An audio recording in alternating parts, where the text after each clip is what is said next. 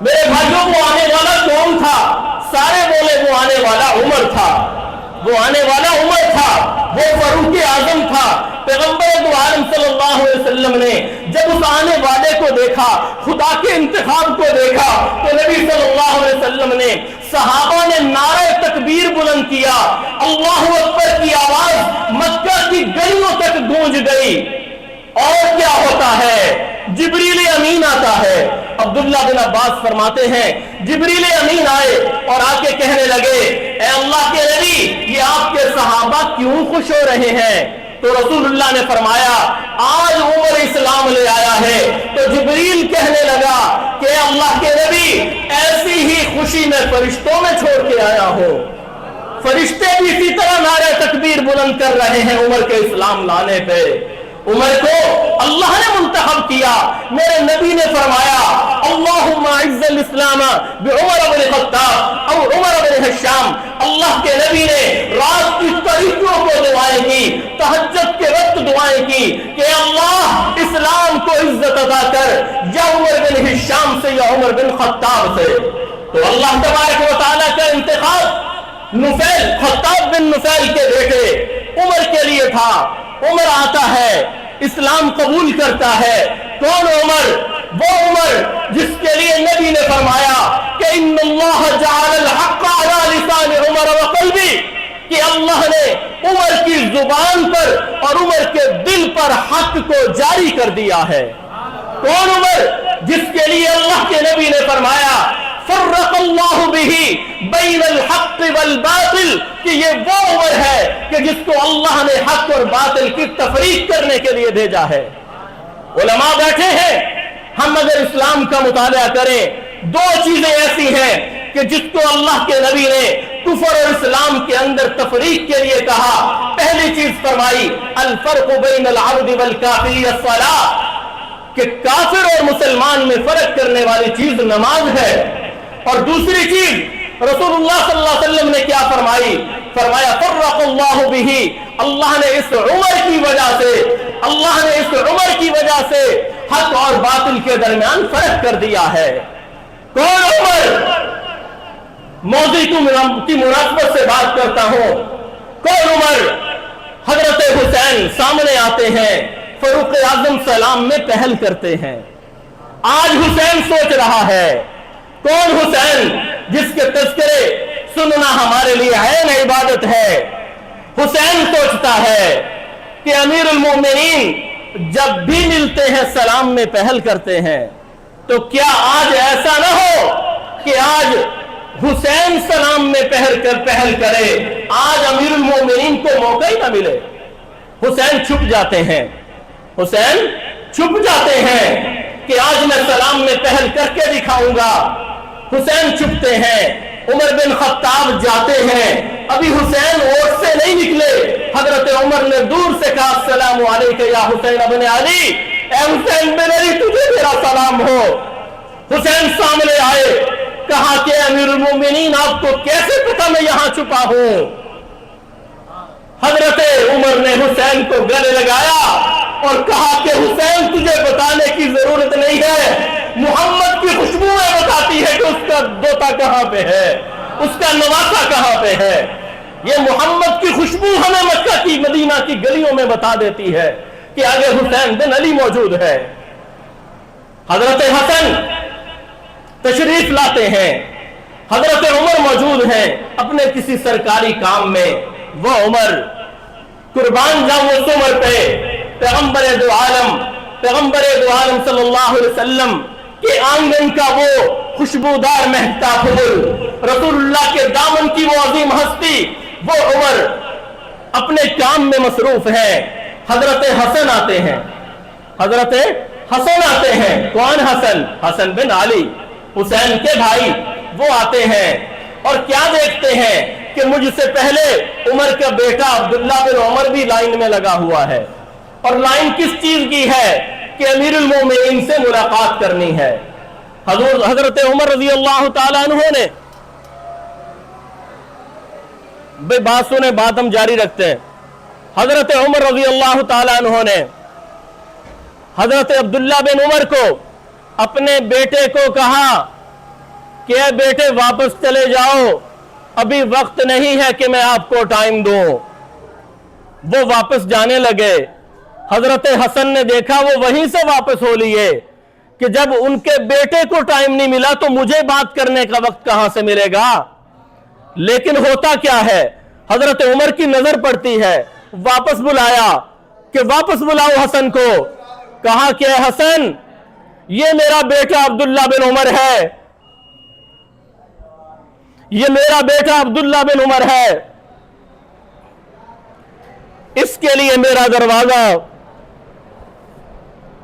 کبھی کھلے گا کبھی نہیں کھلے گا, لیکن تو نبی کا بیٹا ہے, تیرے لیے میرا دروازہ ہر وقت کھلا ہے, تو جب چاہے بغیر اجازت کے آ. ایسی محبت حسن و حسین سے. ایران کے مال غنیمت سے لونڈیاں آئیں, لوگوں نے کہا امیر المومنین یہ بادشاہ کی بیٹی ہے اور یہ اس کی مستحق ہے کہ اس کا نکاح کسی شہزادے سے ہو. حضرت عمر نے کہا جمعے کا دن آئے گا تو میں اس کا نکاح شہزادے سے کروں گا. لوگوں نے کیا سمجھا, یہ لوگوں نے کیا گائیڈ کیا کہ شہزادہ کون ہے, امیر المومنین کا بیٹا عبداللہ بن عمر. لیکن حضرت عمر نے کہا جمعے کا دن آنے دو, اس کا نکاح واقعی شہزادے سے ہوگا. عبداللہ بن عمر اپنی جگہ تیار ہے, صحابہ اپنی جگہ خوش کہ آج عبداللہ بن عمر کی شادی ہو رہی ہے. جب نکاح کی باری آئی تو حضرت عمر نے کہا بلاؤ شہزادے کو, اس سے نکاح کراؤں گا میں اس بیٹی کا. اس جو ایران کی جو بیٹی ہے جو مال غنیمت کے طور پہ آئی ہے, میں اس کا نکاح شہزادے سے کراؤں گا. عبداللہ بن عمر اٹھنے لگے, کہا نہیں نہیں نہیں نہیں, حسین کی موجودگی میں کوئی دوسرا شہزادہ نہیں ہو سکتا. یہ حسین کی عظمت ہے, یہ حضرت عمر کی اہل بیت سے محبت ہے. کون عمر کہ جس کے لیے جنت کو سجایا گیا. عمر حضرت حضور صلی اللہ علیہ وسلم مسجد نبوی میں بیٹھے ہیں, فرمایا کہ ابھی دروازے سے ایک شخص آئے گا کرتا پہنے ہوئے, جس کے کرتے سے وضو کے پانی کے قطرے ٹپک رہے ہوں گے, میں اس کو جنت کی بشارت دیتا ہوں. صحابہ کی نظریں دروازے کی طرف اٹھ گئیں. دیکھنے والوں نے کیا منظر دیکھا کہ آنے والا خطاب کا بیٹا عمر فاروق تھا, جس کو دنیا میں جنتیں کی بشارتیں. حضور صلی اللہ علیہ وسلم نے کہا میں معراج کی رات جب جنت کے اندر گیا تو میں کیا دیکھتا ہوں, میں ایک محل کے پاس سے گزرا تو محل کے اندر میں نے ایک عورت کو دیکھا. میں نے پوچھا جبریل یہ کون ہے, تو جبریل نے کہا یہ ابو طلحہ کی بیوی رمیثہ ہے. پھر میں ذرا تھوڑا آگے گیا تو مجھے جنت میں کسی کے چلنے کی آواز آئی, تو میں نے کہا جبریل یہ کون ہے, کہا یہ بلال ہے جو مدینہ کی گلیوں میں چلتا ہے اور اس کے چلنے کی آواز جنت میں آتی ہے. سارے کہیں گے سبحان اللہ, میں بھی کہوں گا سبحان اللہ. لیکن اسی بات پہ میں ایک بات اور کرنے لگا ہوں, ذرا دل کے کان کھول کے سنیے. کیا بلال کو عزت و عظمت ویسے ہی ملی تھی؟ کس لیے ملی؟ پیغمبر کے دامن سے وابستہ ہونے کی وجہ سے ملی. ایسے ہے یا نہیں ہے؟ کوئی اس بات کو نہیں مانتا, سارے مانتے ہیں نا. بلال کو عزت کیوں ملی؟ بلال حبشی غلام تھا, سوڈان سے آیا تھا, حبشہ سے آیا تھا, ایتھوپیا سے آیا تھا. وہ اس کو کوئی نہیں جانتا تھا, موٹے ہونٹ تھے, کالا رنگ تھا. اس کو عزت کس لیے ملی؟ بولو کس لیے ملی؟ پیغمبر کے دامن سے وابستہ ہونے کی وجہ سے. اس کو عزت کس لیے ملی؟ اسلام سے وابستہ ہونے کی وجہ سے. اس کو عزت کس لیے ملی؟ قرآن سے وابستہ ہونے کی وجہ سے. لیکن مجھے ایک بات بتائیں, میں درد دل کے ساتھ کہہ رہا ہوں, اپنے علاقے والوں سے کہہ رہا ہوں, ایک بلال تھا, وہ وہاں سے آتا ہے, پیغمبر سے وابستہ ہوتا ہے, عزت ایسی ملی, چلتا دنیا میں ہے, جنت میں اس کے قدموں کی آہٹ کی آواز آتی ہے. لیکن آج ہماری یہ دوگلی پالیسی کیوں ہے کہ آج ہم پیغمبر کے دامن سے وابستہ لوگوں کو ہم غلط ناموں سے یاد کرتے ہیں, ہم غلط القابات دیتے ہیں.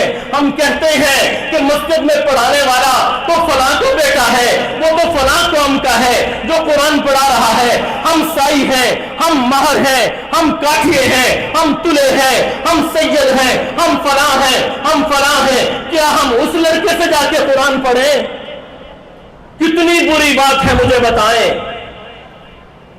کیا یہاں قرآن پڑھانے والے میرے نبی سے وابستہ نہیں ہیں؟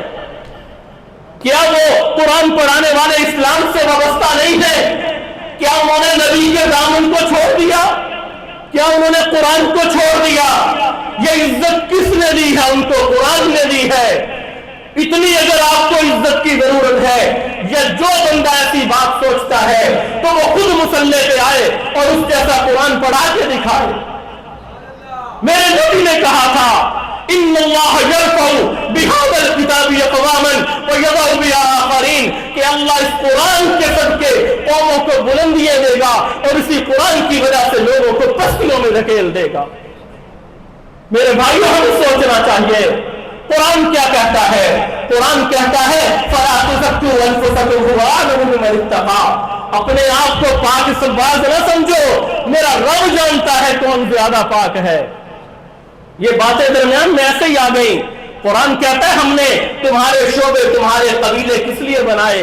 تمہاری پہچان کے لیے بنائے، اس لیے نہیں بنائے کہ تم میں سے کوئی یہ کہے کہ میں بڑا معزز اور وہ بڑا ذلتوں والا، ایسا نہیں ہے۔ اِنَّ أَكْرَمَكُمْ عِندَ اللَّهِ أَتْقَاكُمْ، متقی بنے اگر خدا کے ہاں عزت چاہیے، تقوی اختیار کرو اگر خدا کے ہاں عزت چاہیے۔ میرے نبی نے بھی خطبہ حجۃ الوداع پہ فرمایا تھا اتقوا اللہ ربکم، اپنے رب کا تقوی اختیار کرو، نتیجہ کیا ملے گا؟ تدخلوا جنت ربکم، اپنے رب کی جنت میں داخل ہو جاؤ گے۔ تو بات درمیان میں یہ ویسے ہی آ گئی، موضوع سے ہٹ گیا، معذرت چاہتا ہوں آپ سے۔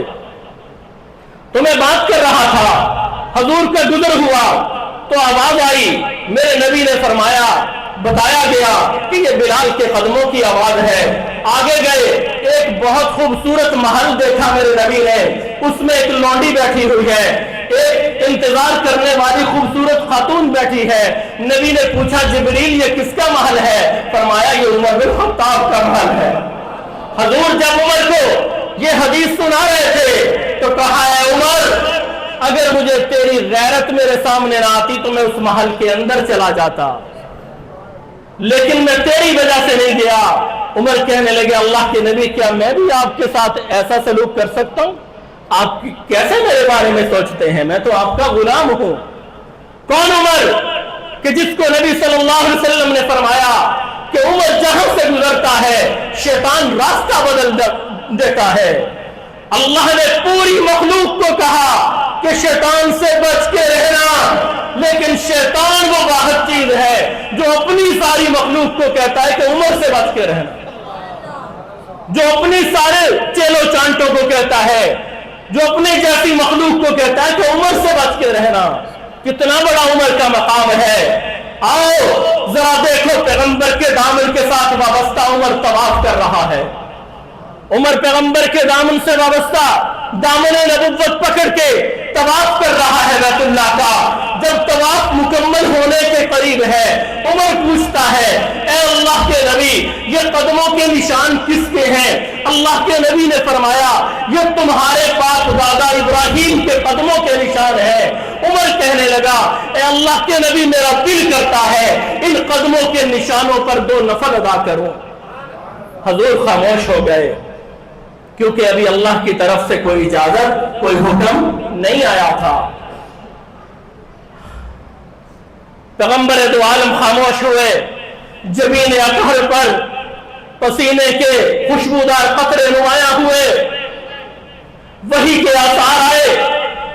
اللہ نے جبریل کو بھیجا، قرآن بنا کے اتار دیا وَاتَّخِذُوا مِن مَّقَامِ إِبْرَاهِيمَ مُصَلًّى، کہ اللہ کے نبی صحابہ کو کہہ دو جو عمر نے کہہ دیا میں نے پورا کر دیا، اب اس مقام ابراہیم پہ جو 2 رکعت نماز نہیں پڑھے گا میں اس کا طواف ہی قبول نہیں کروں گا۔ قرآن کی 28 آیتیں ہیں جو حضرت عمر کی موافقت پہ نازل ہوئی ہیں۔ میرے نبی نے ایسے نہیں فرمایا تھا کہ جس بات پر ابو بکر و عمر متفق ہو جائیں اے ابو بکر و عمر اس کی مخالفت میں بھی نہیں کروں گا۔ یہ درجہ ہے ابو بکر و عمر کا۔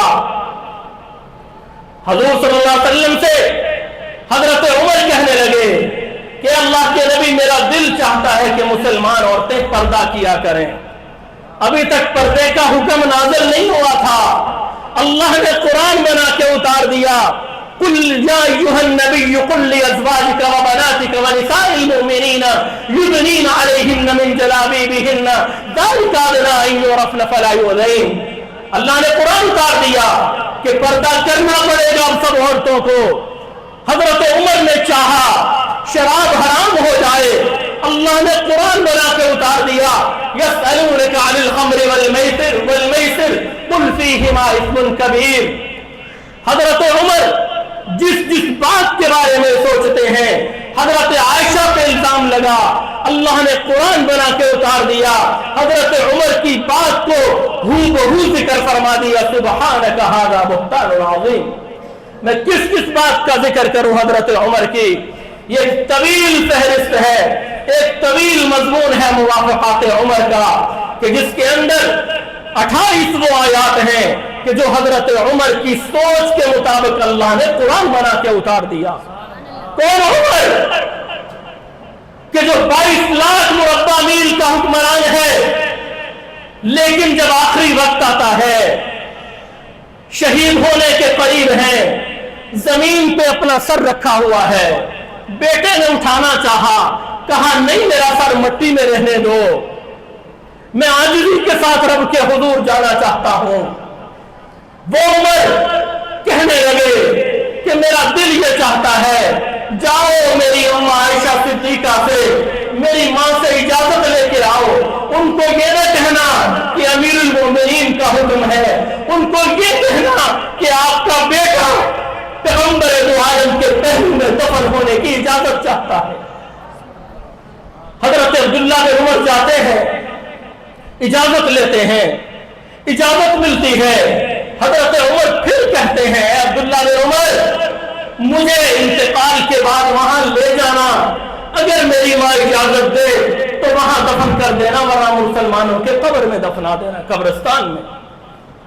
वो उमर कि जो पैगंबर दो आलम, जिसने पैगंबर दो आलम का मर के भी साथ नहीं छोड़ा। नबी की कितनी हदीसें हैं कि मैं अबू बकर उमर हम फला जगह पर, मैं अबू बकर उमर हम खड़े हुए, मैं अबू बकर उमर हम बैठे, मैं अबू बकर उमर हम पहाड़ पे, मैं अबू बकर उमर हम फला जगह पे। कितनी हदीस मौजूद है।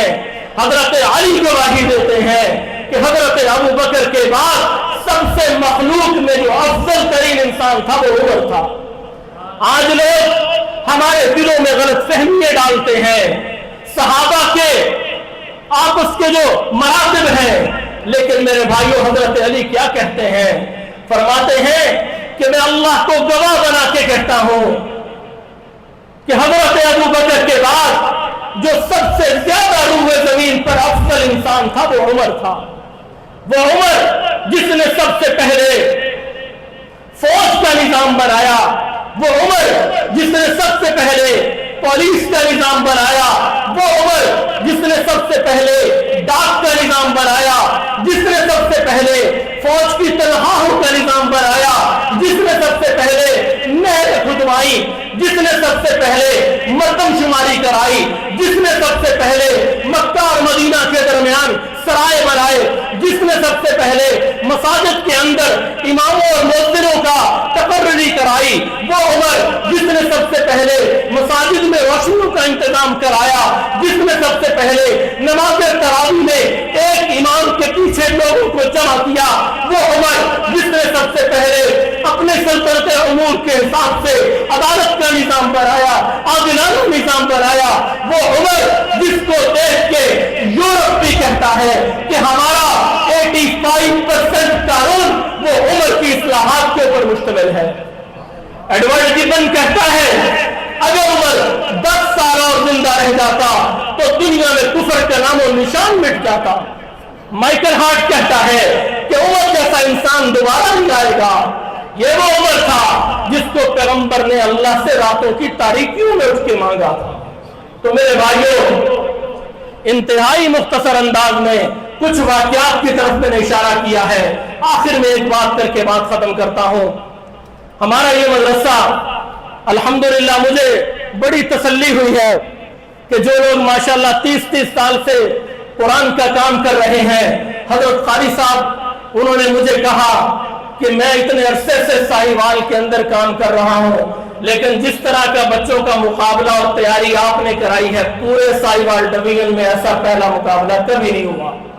یہ ہمارے لیے بڑی سعادت کی بات ہے کہ ایک دور دراز ایک گاؤں کے اندر اللہ نے ہمیں بڑوں کی سرپرستی سے نوازا، اور ان کی برکتوں کے ساتھ تنزیل شاہ صاحب بڑے بھائی جان، ان کی برکتوں کے ساتھ اللہ تبارک و تعالیٰ نے ہمیں یہ دن دکھایا کہ ماشاءاللہ یہ بچوں نے، جب میں قرآن سن رہا تھا، یقین کریں مجھے یقین نہیں ہو رہا تھا کہ یہ ساہیوال 60 یہ بلوانا کے بچے ہیں، یہ کھوستوں کے بچے ہیں، یہ فلاں علاقے کے بچے ہیں، مجھے یقین نہیں ہو رہا تھا۔ اتنا اچھا قرآن اللہ نے ان کی زبانوں پہ جاری کیا، یہ قرآن کا معجزہ ہے، یہ قرآن کا معجزہ ہے۔ تو اللہ تعالیٰ ان بچوں کی زندگیوں میں، ان کی عمر میں، ان کے علم میں اللہ تعالیٰ برکتیں نصیب فرمائے، اور ان کو قرآن کے ساتھ وابستہ رکھے اللہ تعالیٰ، اور اس علاقے سے، ان بچوں کے اندر سے اللہ تعالیٰ ایسے شخص کو پیدا فرمائے کہ جو دنیا کی ہدایت کا ذریعہ بنے، جو اس علاقے کی ہدایت کا ذریعہ بنے۔ ہم اہل علاقہ سے بھی گزارش کرتے ہیں کہ اپنے بچے ہمیں دیں، ہم انشاءاللہ ان کو قرآن کا حافظ بھی بنائیں گے، ساتھ اسکول کی تعلیم بھی ان کو پڑھائیں گے انشاءاللہ۔ تو اللہ تعالیٰ سے دعا ہے کہ اللہ تعالیٰ ہمیں عمل کی توفیق عطا فرمائے، صحابہ کی محبت، نبی صلی اللہ علیہ وسلم کی محبت، حسنین کی محبت، اہل بیت کی محبت، اللہ تبارک و تعالیٰ ہمارے دلوں کے اندر اس کو رچا بسا دے، تاکہ کل قیامت کے دن جب ہم اٹھیں تو ہم اسی محبت کے ساتھ اٹھیں۔ جب اللہ تبارک و تعالیٰ حدیث کے اندر آتا ہے، سب سے پہلے قیامت کے دن جس بندے کی طرف مسکرا کر دیکھیں گے وہ عمر بن خطاب ہوگا، جس سے اللہ سب سے پہلے کلام کریں گے وہ عمر بن خطاب ہوگا، اور جنت کی عورتوں کی سردار حضرت فاطمہ الزہرا ہوں گی، اور جنت کے نوجوانوں کے سردار حسن و حسین ہوں گے۔ اللہ تعالیٰ ہمیں قیامت کے دن بھی ان کی صفوں کے اندر شامل فرمائے۔ وآخر دعوانا الحمدللہ رب العالمین۔